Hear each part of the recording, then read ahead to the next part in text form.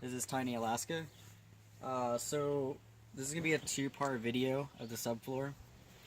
Part one, I'm just going to go over some of the tools and supplies I used and a little bit of what we did over here for the bottom to hold the insulation in. So first thing we did, most people put flashing underneath here, and that's it, and that holds our insulation in, and that's perfectly fine, and that will work just great. But we're gonna be living in Alaska, and we wanted to do something that's a little bit stronger and thicker.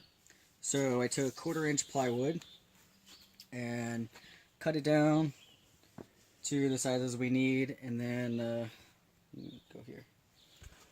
So drew our chalk lines after we measured, cut it out.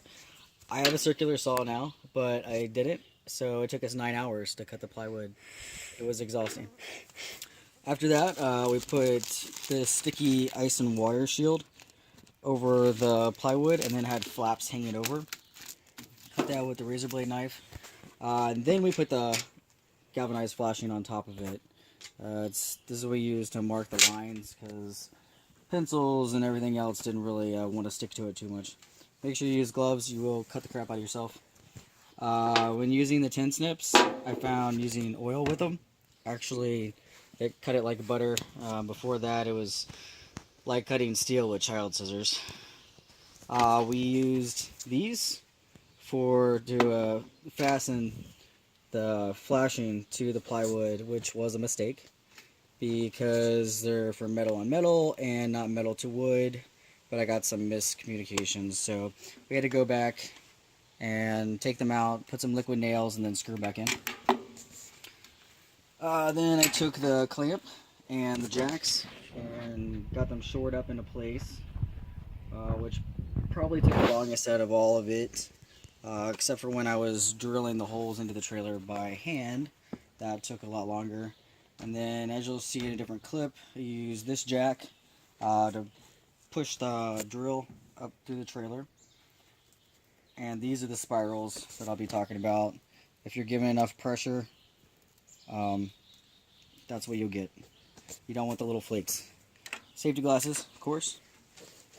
I used a 2-inch long 1/4-inch bolts, 2 washers, and a nut to fasten each piece to the crossbeam, and then these to tighten it down.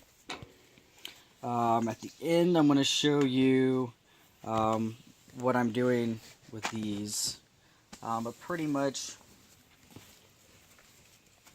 if you look underneath here, it's going to be cascading down. So as we're driving down the road, I don't have the flashing tape on yet, but as we're driving down the road, it's going to be kind of like shingles. You know, this one flaps over that one, flaps over that one. And then we also have the asphalt paper that hangs over and attaches to the next piece. Just makes it more waterproof, I guess.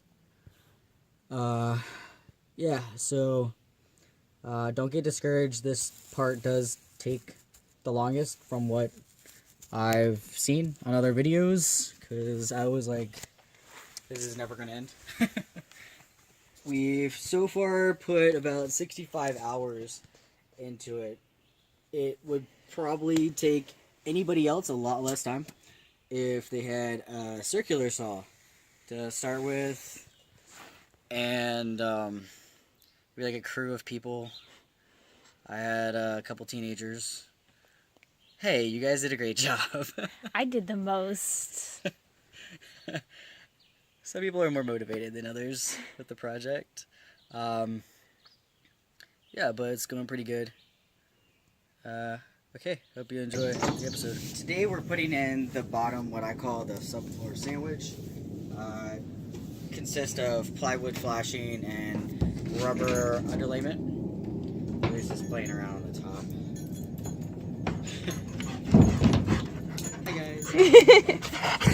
Anyways, so what we did so far, we measured underneath for these pieces here. Watch out, Bubba. And they're just gonna go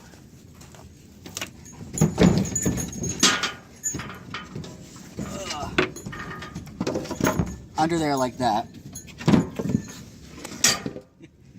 Okay, so I'm gonna do that, and then I'll come back and show you guys the rest of the steps.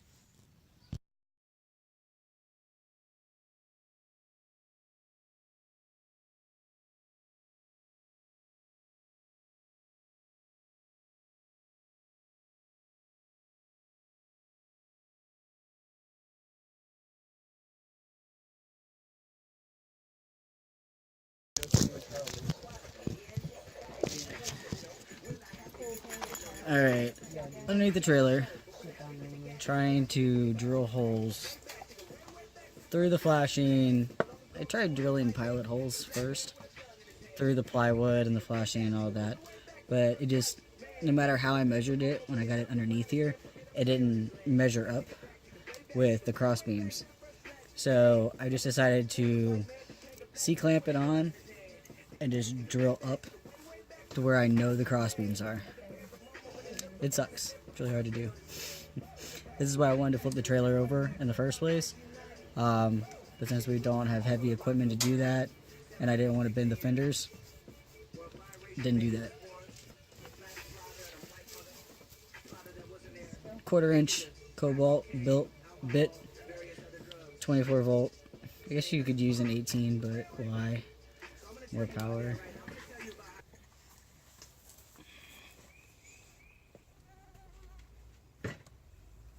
Can you give me some oil for the bit? Yeah.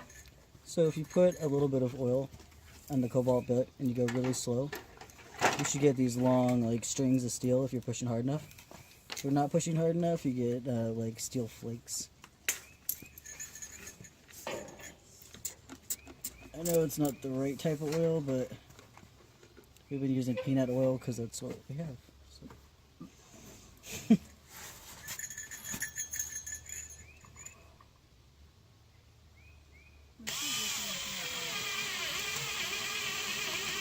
Oh, safety glasses. Yeah.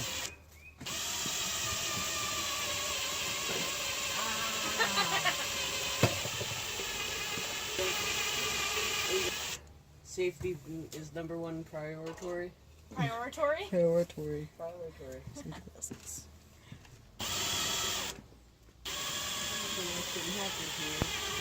Okay, so if you've never drilled into a trailer, it sucks and it takes forever. So I'm gonna try to use a jack. So hopefully this will keep enough pressure on the trailer, and I'll just have to hold the trigger steady, and we'll see if it works. There we go.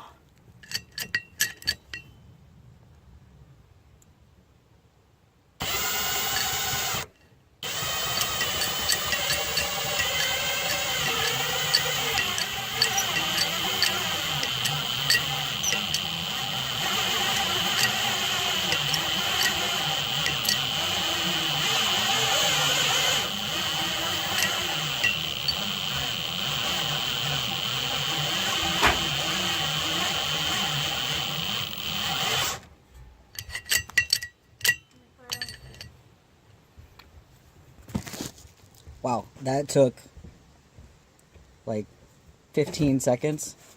Normally it takes me forever to get through holding enough pressure from this angle. So there you go. Bottle jack. Drill.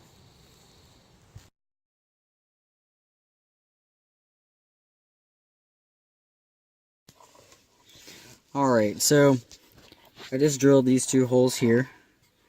And I drilled them through the trailer frame and through my little subfloor sandwich, as I call it. Make sure you get all these little flakes up, because that's bad news bears for your trailer. Once you get all that in, this is what I do. Back up a little bit.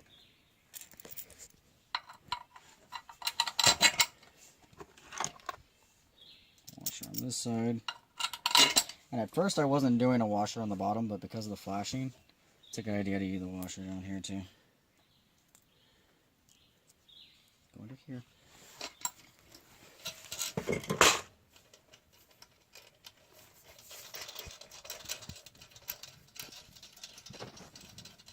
So I'm just going to hand tighten it, and then I go back with the wrench and the pliers and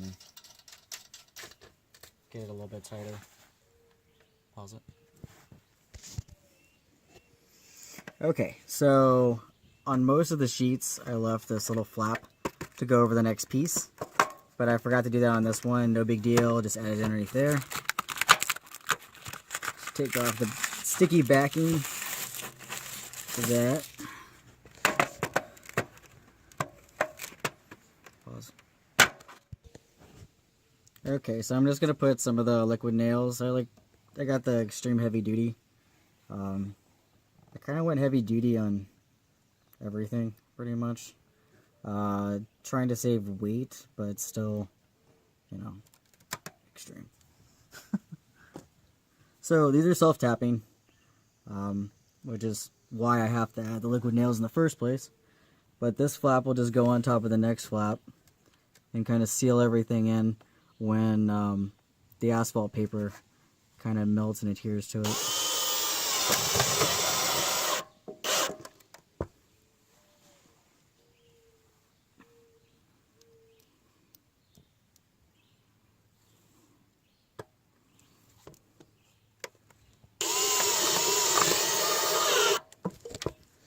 There you go. So now I just have to do the rest of the bottom like this.